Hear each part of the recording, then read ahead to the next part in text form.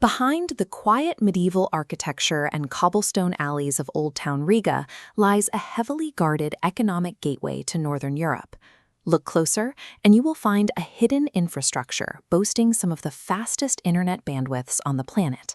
Yet this digital density sits within an intensely quiet, isolated physical landscape currently undergoing a severe demographic shift. This chart illustrates the core anomaly: top-tier global connectivity operating alongside a modest median local wage of 1,100 to 1,500 euros net a month. Look at the vacuum in the middle. It reveals two separate economies running parallel to each other. Latvia operates as a highly sophisticated economic filter, engineered specifically for the modern global tech earner. The environment dictates the baseline. Winters are brutally cold, regularly dropping below -10 degrees Celsius and compressing daylight into a mere 6 hours. Surviving this deep, dark cold has forged a culture that is fiercely private, deeply introverted, and highly protective of personal space. That same protective instinct extends directly into the domestic corporate market. It is highly insular and closed off to outsiders. The primary barrier for any traditional job seeker is linguistic. Entering the local corporate workforce demands uncompromising, fluent Latvian. Combine a harsh climate, a modest local wage ceiling, and strict language requirements, and the traditional corporate migrant is efficiently filtered out.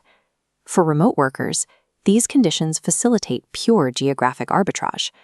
This scale shows Western European rents weighted against a secure, modernized one-bedroom apartment in central Riga, costing just 350 to 650 euros a month. At that price point, you are securing space in a capital that holds the highest concentration of grand Art Nouveau architecture on Earth. It is also highly secure. Violent crime in public spaces barely registers in the data.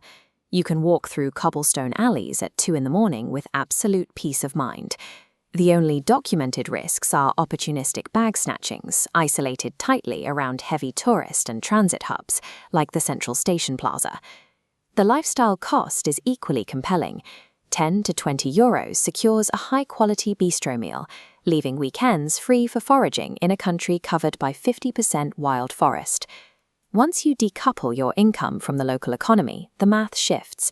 A restrictive job market immediately becomes a highly affordable, secure lifestyle sanctuary. The government actively exploits this math through a precise policy, the 2026 Digital Gateway. As a full sovereign member of the EU and Schengen area, Latvia already offers smooth, visa-free or standard entry for up to 90 days. But the digital Nomad pathway extends this. It allows non-EU nationals employed by foreign firms the right to live on the Baltic coast for up to 2 full years. Securing this visa requires meeting a financial benchmark. This equation shows the local median salary being multiplied by a strict 2.5 threshold. This multiplier ensures the remote worker holds enough capital to inject heavy, sustained spending into local housing, utility, and grocery infrastructure. The visa lays out the true economic intent.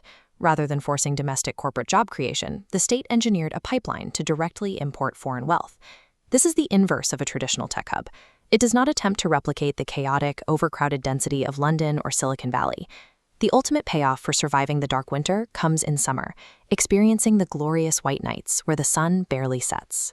In an economy of global remote work, the most strategic calculation is taking a cloud-based income to the quietest, most secure physical location available.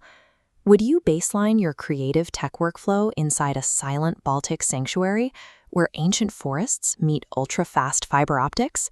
Let us know in the comments below. Next stop, Lebanon, the resilient cultural kaleidoscope of the Mediterranean coast. Subscribe to stay real.